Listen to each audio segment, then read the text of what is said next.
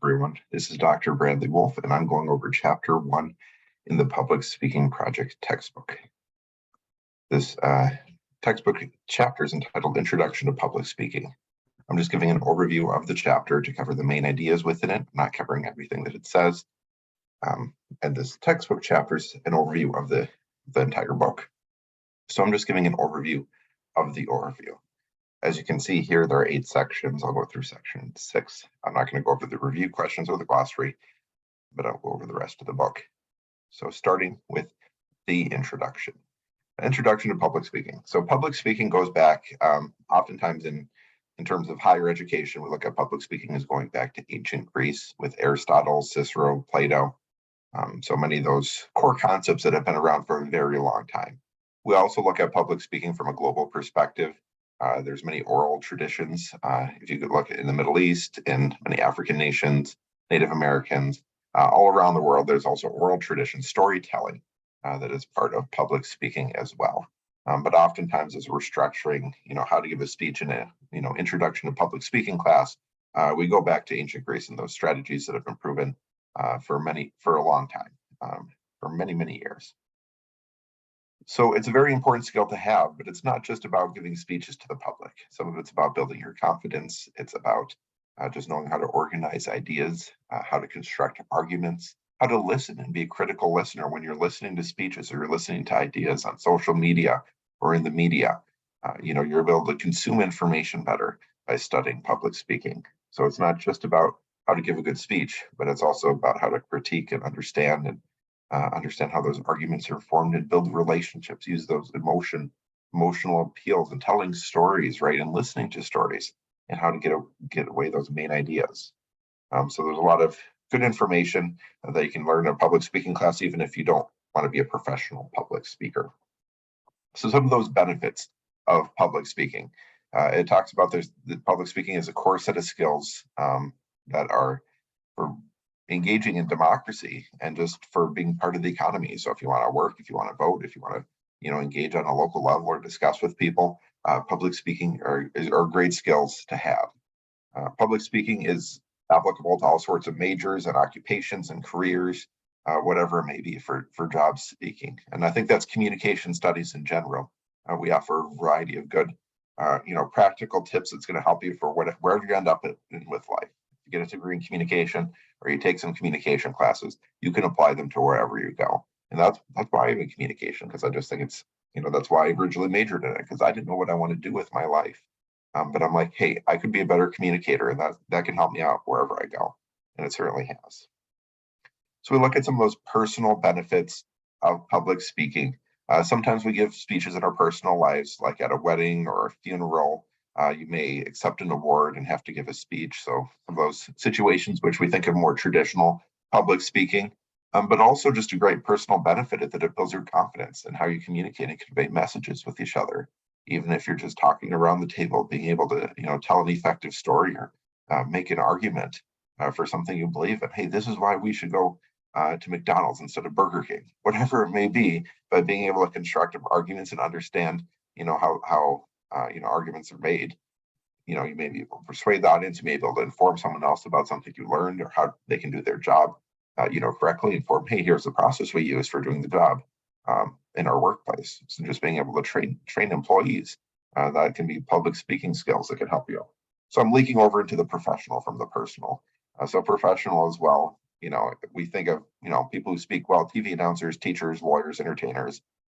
They must speak well in order to be good at their job. Though really any job that you have, you're going to speak. You need to speak with people and use some form of public speaking skills. When I was cleaning carpets, I cleaned carpets for a living for a while. I was using my public speaking skills in order to inform my audience, the customers I was working with, about the other services that our organization provided. I was actually employee of the month twice. I worked there for about 6 months, but 2 of those months I was employee of the month because I was very good at the sales, at being able to get people to understand why, additional services would be of use to them or be something they're interested in. When I was selling shoes for a while, so being able to talk about the different shoes that we had was important. So again, that's more salesy, but even, definitely wherever you go. I'd worked in the nonprofit sector and I worked at social media, right? Working the social media page for a nonprofit organization. who is my audience? Being able to analyze the audience as part of their public speaking skills. So who is my audience here? What sort of messages are going to be relevant to them? And, how do I effectively convey those messages in a way that they would understand? So even if it's short little social media messages, you can still use public speaking skills there. Then we can also look at the public benefits. So being able to participate in democracy at its most basic level. So again, if we look at any sort of democracy or even autocracies around the world, any sort of government, there's going to be people in charge, and those good public speakers can really convey a message and get people motivated and get people on their side and call them to action, whatever that may be. So if you're interested in politics, even if it's a local school board, there's lots of debates around the country around if we should, have certain curriculum or certain books in the libraries. If you want to engage in those public debates, again, it can be in a public forum. It can be a school board meeting. I'm on a school board right now. Certainly, not many people show up to the school board meetings besides the school board members. So a lot of these local government people don't show up and aren't engaged. But if you are engaged, that can make a difference. I heard from one person who's a city council member is that they only heard from one person on an issue. And so they just went with what that person says, because hey, they bothered to reach out. They showed up on the issue, so I'm going to listen to them. Right. So sometimes that's all it takes, is just being able to get up there and engage with it. So it can be very local issues that there's just not a lot of engagement. It can be bigger issues, and there are protests and rallies and definitely social media campaigns that you can engage with on a public level in order to participate in democracy. So those are just some of the ways. Again, I'm very briefly going through these things. There's tons of other ways in which public speaking can apply to your life and career. And certainly as we continue through the semester, as you continue through this book, you'll be able to learn a lot more of those. So next is a couple of models of communication. So oftentimes in the beginning of communication textbooks, we talk about different models of communication. This first one is the linear model. Let me see if I can make this bigger on the screen here. So you have a sender, a channel, a receiver. Very basic model of communication. In public speaking, the public speaker is the sender. They're going through a channel. So are they using a microphone? Are they talking to a live audience? Am I giving a speech over Zoom? Since the COVID-19 pandemic, I've given a number of speeches over Zoom. I've also been an audience member in a number of speeches over Zoom.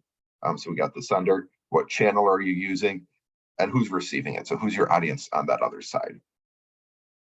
Do you just have a classroom audience, of your peers of fellow students in a classroom? Do you have an audience of family members who are receiving your message just around the dining room table? If it's on social media, you may not know who's going to receive this message. This is an asynchronous video right here. I don't know who's going to receive this message. I'm guessing my students are going to watch this video, the students in my public speaking class, but public videos with public links, a wide variety of other people can get access to the video and the message that you're receiving, whether or not they're your intended audience. So you're going to want to think about the channel, about who's receiving it. And then oftentimes you'll be the sender, or if you're a receiver, you can also use this model to see the process. So this is a really one-way process. It's very simple. It's the most traditional model of communication out there. I don't know what size I had before, probably 100. Here, it's too small. Size. Oh, this is fine. So that's a very simple model. The second model is a transactional model. This is one that's often used in communication.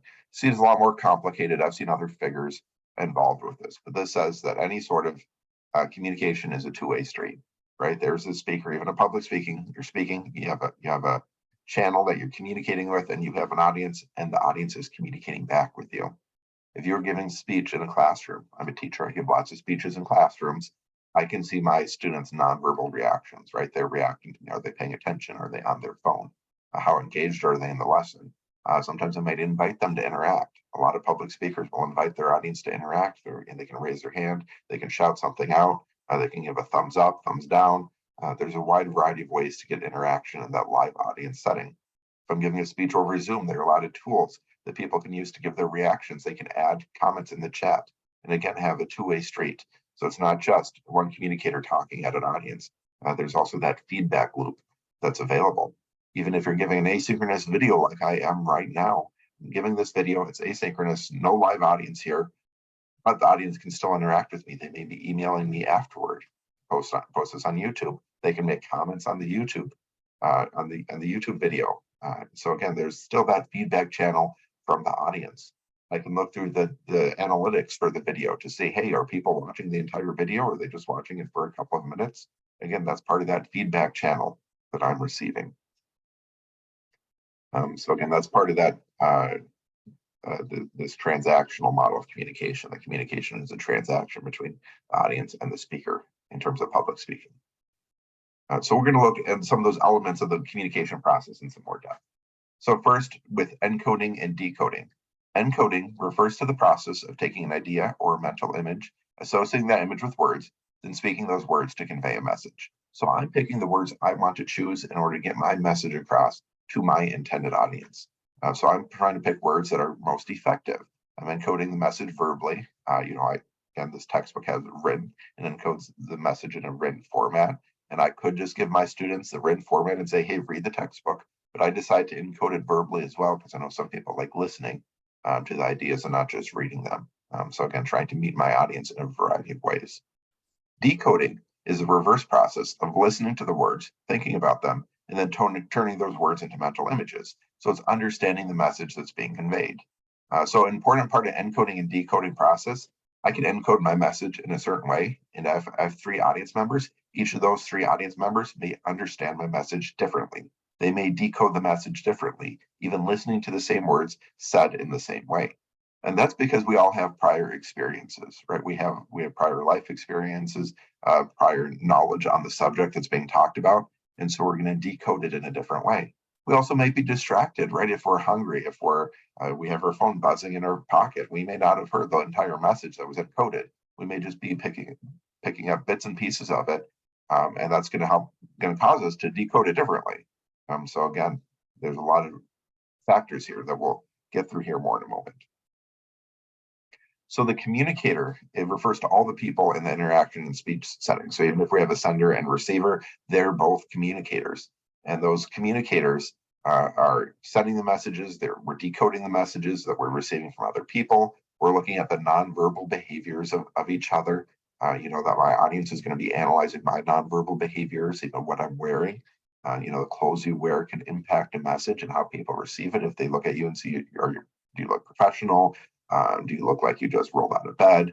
How does that impact the message that we're receiving as an audience? So we're looking at some of those nonverbal behaviors. A lot of students talk about the verbal fillers, those ums, ahs, ers, likes. They can be very distracting to a message. Oftentimes as a speaker, we don't hear our own verbal fillers. Sometimes we may, but often we don't as much. So it can be helpful to listen to a recording of yourself in order to pay attention to the pitch, the tone, the volume, those fillers, some of those nonverbal aspects of the message. For me, I found out that I talk very fast if I'm excited about something or if I'm nervous. And that's by listening to recordings of myself, not because I noticed it myself, but because afterwards, after analyzing my own messages, like, ooh, I talk fast there. I was really talking fast. It was hard to understand myself. So sometimes I have to remind myself just to slow down, take my time, and just to allow the words to come out. So that's something to keep in mind as well, that we all have our own nonverbals, and our nonverbals are going to be different, maybe if we're giving a public speech versus if we're just talking with a friend. So something to keep in mind. The message involves the verbal and nonverbal behaviors enacted by communicators that are interpreted with meaning by others. So the message are often those verbal portions of the message, or the words that we speak, and how they're understood between the people. If you're talking to someone who doesn't understand English, right, they're going to interpret your message very differently. They're just going to have those nonverbal portions of it. It can be the tone of voice. So this person seems friendly. They're smiling at me. So it's probably a friendly message, even though I understand none of it because it's in a language I don't understand, right? So we can look at both verbal messages and how we're analyzing that, and also the nonverbal portions of the message. So again, our hand gestures, facial expressions, the tone of voice, those all can be parts of it. So the message, again, we'll look a lot more about the message and how we communicate messages throughout the textbook. But again, this is just a brief overview. The channel, I talked about the channel a bit already. So it's the means through which the message travels. It gives an example here of a debate. I think this was John F. Kennedy and Richard Nixon. People who watched the debate televised thought one of the speakers did better, and people who listened to it on the radio thought the other speaker did better. So the channel impacted how people interpreted the message and what they thought of the debate. So they say here, Nixon looked away from the camera at the reporters asking him the questions. He was sweating and pale. He had facial hair, stubble. He wore a gray suit that faded into the background. And so they thought Nixon didn't do very well. But those who listened thought Nixon did a very good job when they didn't get all those other nonverbal factors. So that's just an example of how important the channel that you're picking. Again, I did some social media marketing. Is this message appropriate for Facebook, Twitter, Instagram, TikTok? Like, what channel am I going to use in order to convey the message, and how should I change the message on each of those channels? Because you're not just going to send out the same message on every single channel. You need to adapt it to who's your audience there, and how is that channel, how does that channel convey a message? Next, we have noise. So noise refers to anything that interferes with the message transition or reception. So oftentimes when I go on Zoom, my cat comes in here and she starts scratching at stuff. I don't know why she doesn't like me talking to my computer, but she starts scratching at stuff, looking for things. And it becomes a lot of background noise. So before I made this video, I had to kick her out into the other room. I actually put her downstairs, so she has a couple of doors in between me and her. But that's some of the noise that could be distracting to an audience. So I tried to eliminate or minimize the background noise that would be available in this video. There's also the psychological noise. So these are, again, are we hungry? Am I distracted? Am I stressed about something earlier? The audience can have a lot of psychological noise that's distracting them from the message. Also the speaker, if the speaker has a headache or the flu, or if the audience members are too hot or hungry or they're uncomfortable in their chairs, these conditions may interfere with the message accuracy. That's my apologies. That's a physiological noise. The internal things. The psychological is the mental state. So physiological is that hunger, that sickness, being hot, those physical things. And then the psychological noise refers to the mental state or emotional state. So if you're really, if someone just broke up with their significant other, or worried about their grandmother who's in the hospital, or thinking about their shopping list, right? Those are all psychological noise that's distracting from the message. It also talks about physical noise in the room. So again, the cat, if my cat was here meowing, or something else going on. So all these are different types of noise to distract that may distract from a message. It could be the speaker having the noise. It could be the audience having the noise. And the main point here is there's a lot of different types of noises, right? A lot of different things that can distract from it. Also talks about cultural noise, refers to the message interference that results from people's different worldviews. So again, if you're just coming from a different cultural background than the speaker, it may interfere with the message, or you may interpret it differently based on that cultural background. So it talks a little bit more about worldview here. Most people don't give a lot of thought to the communication process because we're just operating on automatic pilot. But we're operating on an automatic pilot that comes from our cultural background or worldview that we may have. So the worldview is the overall framework through which an individual sees, thinks about, or interprets the world and interacts with it. And so it talks about 5 core components to the worldview here. You certainly can read through these some more if you'd like. These are advanced concepts that certainly I've learned about a number of times. But the basis here for these concepts is there's a variety of things that impact our worldview, right? We see the world in different ways based on our background, based on how we were brought up. It could be our family's culture, it could be our community's culture. Sometimes it's a workplace culture. If you have someone new coming into a workplace that may clash with the workplace culture, it could be the country we grew up with. It could be our background. I come from a working class family, right? My dad worked in a plastic factory for over 40 years. My mom's a lunch lady. So again, that more blue collar background is going to contrast with a more white collar background. If you say your parents were college instructors, and I'm a college instructor now. So certainly, I'm bridging a gap between the blue collar world and the white collar world. So how does those different worldviews impact the way I see things?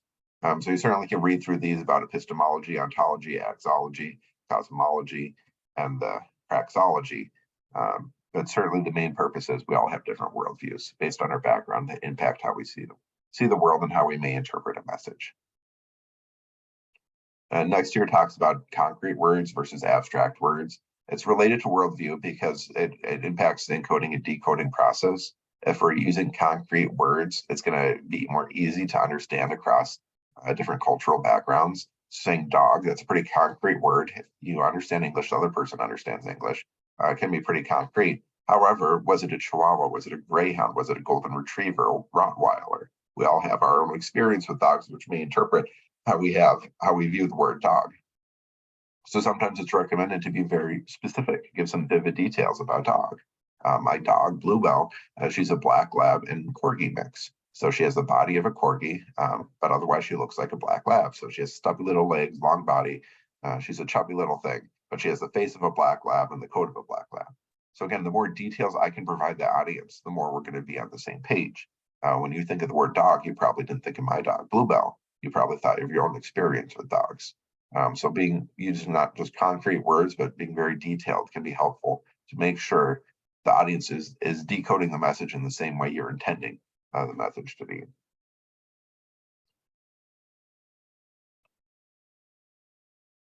And so it gives another example here if you'd like to read through another example of that, but I'll go on to more abstract words. So there's going to be more room for interpretation of the abstract words, not just concrete words like a dog can have some room for interpretation, but abstract can be even more removed. So peace, love, immoral, justice, freedom, success, honor. They can mean a number of different things based on your worldview and your background. It's going to impact what we mean. So again, if you don't just say, hey, this is about justice, right? If you're giving this persuasive speech, this is about justice. Well, what type of justice? How do you interpret as justice? Why is your type of justice, the right type of justice for this situation? So again, you're going to have to define them and get into some details there. Now, you don't need to go into deep details on every concrete and abstract word you use. I mean, we're going to use a lot of words when we're giving a speech, but if they're a main part of your argument, you should be giving sufficient details to bring the story to life. So again, those concrete words really can bring the story to life. The abstract words can, again, get very specific about your meaning and intention behind what you're talking about. Then it also talks about the context. So your context, I've given a speech a number of times in greater Minnesota about how to talk about race, the concept of race and ethnicity in rural areas. And so when I did one in Redwood Falls to the to social services agencies. I gave one in International Falls to a lot of community leaders, the chief of police, there was the school board superintendent, the county sheriff, some city council members, county commissioners, that sort of thing. I gave it to them. Also gave it to the Minnesota Council of Nonprofits, just to the nonprofit sector, which is a virtual speech. So 2 of them were in person, 1 of them was virtual. And each of those different speeches had a different context. I had a different audience I was talking to. It was in a different geographic location, or one was virtual. So again, I want to pay attention to that context in which the speech takes place. Why are people showing up to this event? And what are they hoping to get out of it? So you may want to think about the context in which you're giving a speech. Oftentimes in a public speaking class, especially an online public speaking class, you may have to give a speech to a partially live audience and also record yourself. So again, you're going to have to keep both of those audiences in mind when you're giving a presentation. So what's that context that your different viewers are going to have? They also talk about norms. So some of the unwritten rules that govern different contexts. So what are the norms in the situation? What is a norm for a classroom? What is a norm for your family? So what norm for your workplace? What are these different norms? If you're going into a new setting, they may have norms you're unfamiliar with. That's going to impact how your communication is perceived by other people. So again, those are just different aspects of his speech. Again, we'll go over them more detail throughout the textbook. Again, as you continue reading, you'll get more of this information, but this is just a broad overview to give a little bit of detail on some of the main things that are relevant to public speaking. So next is about the type of speeches and speaking occasions. So normally we view public speaking, instructors view there's 3 general purposes for public speaking. First is to inform, so an informative speech where you're informing the audience about your ideas. So you're going to just share information or explain something. Second is a persuasive speech. So you're going to attempt to reinforce or change an audience's beliefs, attitudes, feelings, or values. So again, when I worked in sales, often that'd be a persuasive speech. I'd be informing the audience about the services we provide, but my ideal goal was to sell them on it, right? So I'm trying to persuade them. So there's some overlap between informing and persuading. But often you're going to have a specific general purpose. Are you just there to inform, or are you there to persuade? And using that information in order to persuade the audience. So we have the informative and persuasive aspects of a speech. Excuse me.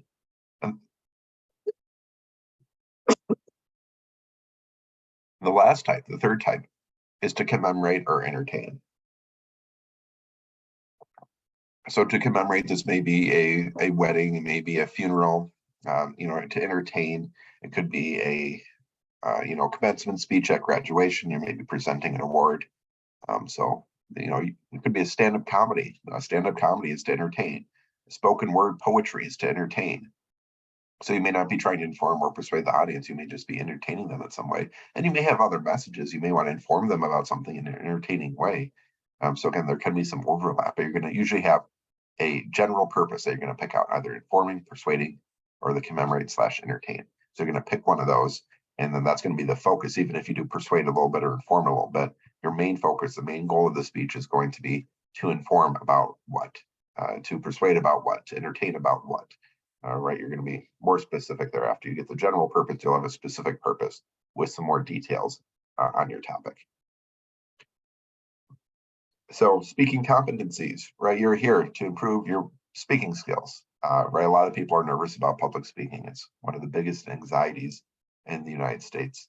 And so we're going to talk about some ways to improve your speaking competencies throughout the textbook.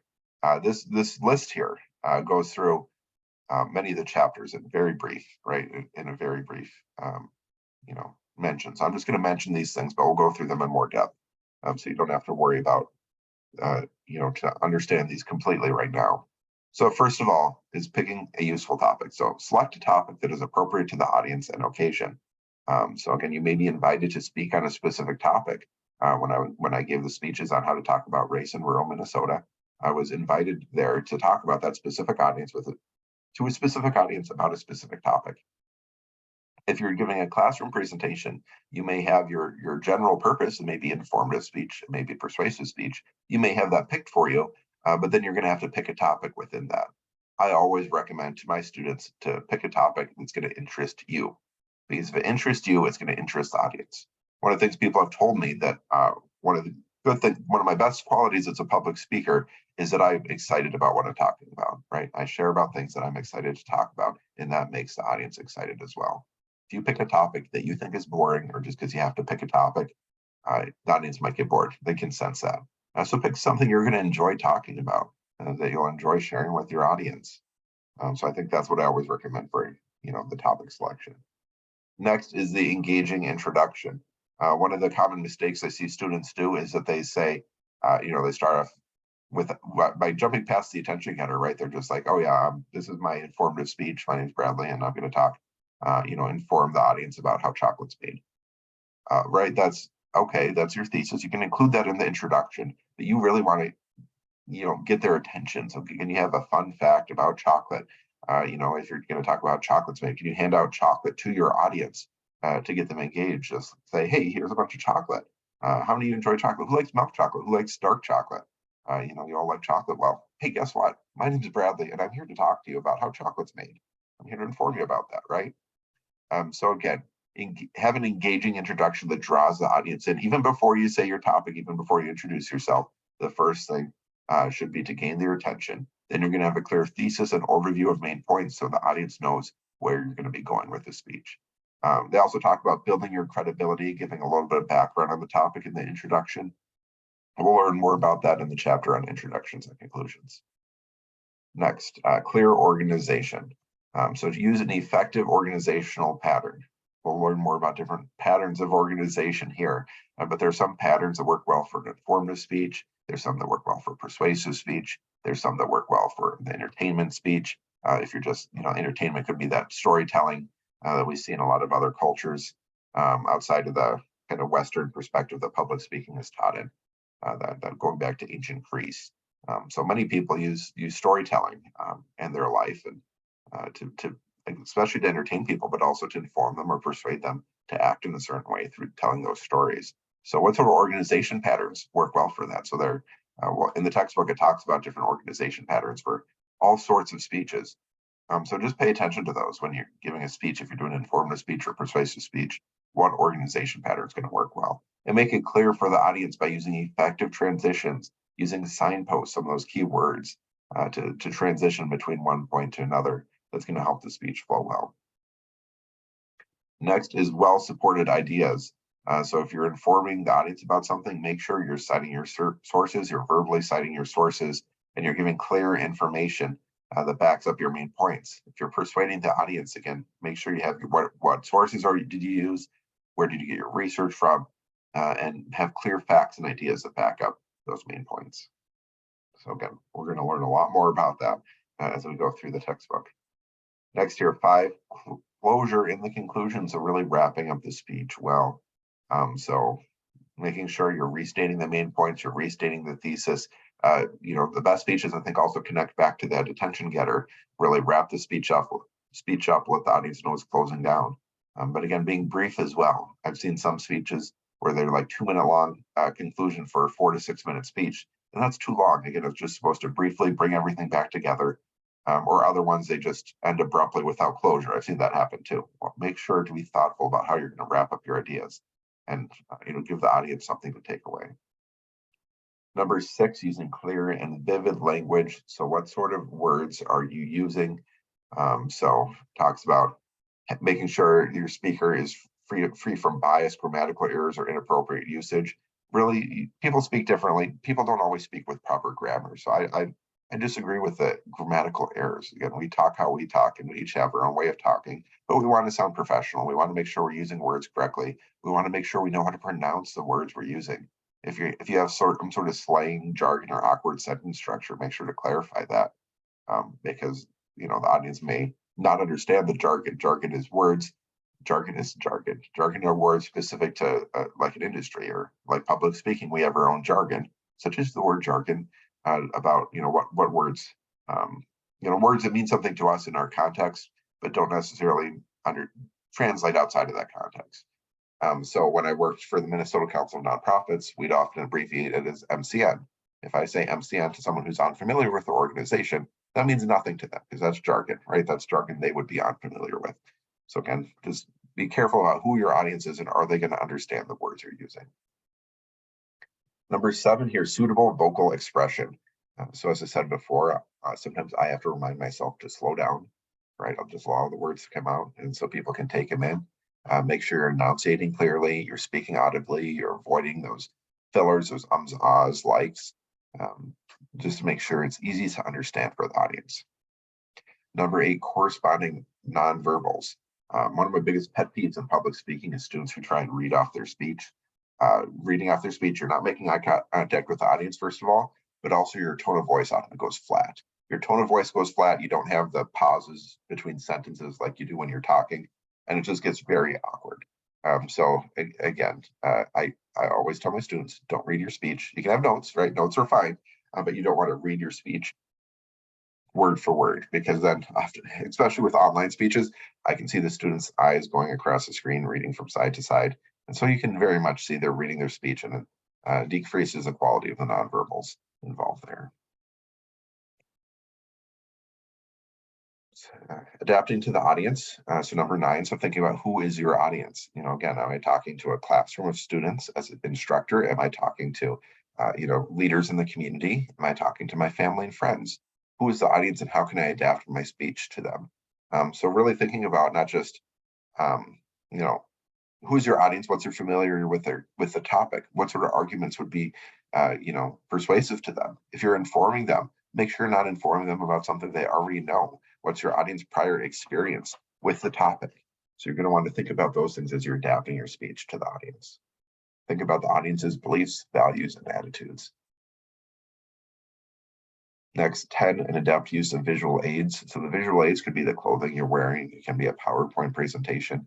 Here I'm using a visual aid of having the textbook chapter on the screen. Not a great visual aid. I'll be very blunt about that with myself. Just using a textbook chapter scrolling down is not a great visual aid. But again, it's how I'm going through the notes and just guiding you through the textbook chapter. So knowing that we are talking about the chapter step by step is why I'm using it. But certainly there are better visual aids. Oftentimes we want to use images. So minimize the number of words and increase the number of images if you're using a PowerPoint presentation. Because otherwise the words on the screen can be distracting for the audience because the audience might start reading them. Even in this textbook review, you may be reading these different sections instead of listening to me, and it distracts from the message. And so be very careful to use appropriate visual aids for your presentation. Sometimes people like using props. I always encourage the use of props. Those are great. Or just, if you're using a graph, make sure the graph is easy to read for the audience on the screen that you're sharing, because sometimes some of that information is just so small that it's hard to read. Or if it is hard to read, provide a verbal overview so they can get a general idea of the purpose of the image. That's the other thing I've seen students do is they'll have a visual aid because it's required, but they won't integrate it into the presentation. They won't reference it. It doesn't really, may be related to their topic, but you're not very clear how it's included in the presentation. So just make sure to include your visual aid as you're talking as well. And then number 11 here, convincing persuasion. So construct an effective persuasive message with credible evidence and sound reasoning. So again, this is very much for that general purpose of to persuade. If you're informing, you don't need to make a persuasive message. If you're entertaining, you don't need to make a persuasive message. So just making sure you're avoiding those logical fallacies. You have a memorable call to action. You can motivate the audience to act on it and do something related to your topic. So again, we'll talk more about persuasive speaking in another chapter, but that's again just an overview of 11 different things related to public speaking that the textbook chapters will cover in some more depth, just to give a brief introduction to them. Oftentimes learning is best done when you have that repetition, when you're introduced to an idea and then you go to more depth and you're building upon the prior knowledge. So you may have prior knowledge on some of these things before. Other of the topics may be more new to you, but again, we're going to build on what you already know. I always tell my students, you've communicated for your entire life. You've communicated in some way, you've received communication. So you already are an expert in communication. We're just building on what you know by bringing additional ideas and theories to help refine your communication skills. One of the things I love the most about public speaking class is seeing my students grow through each of their speeches and improve their skills. And so I really look forward to that throughout the semester. That's one of the things that I enjoy about teaching this class. So in this last section here, review questions.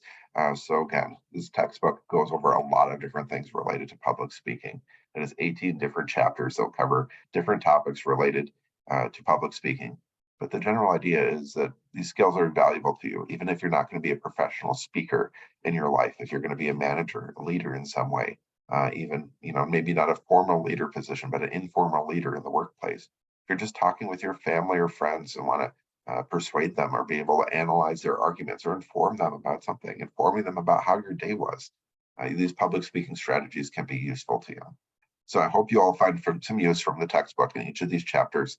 You can find something to take away with you that builds onto your existing knowledge and that you can apply to your work and your life. So thank you for watching through this. I certainly hope you see the rest of these and enjoy them, enjoy each of them to some extent. But if you just prefer reading through the textbook chapters, that's fine too. These were all open education resources, so the textbook chapters are free to read, making these videos freely available for you, just to kind of get that information in whatever way works best for you so you can understand the main content of each of these chapters.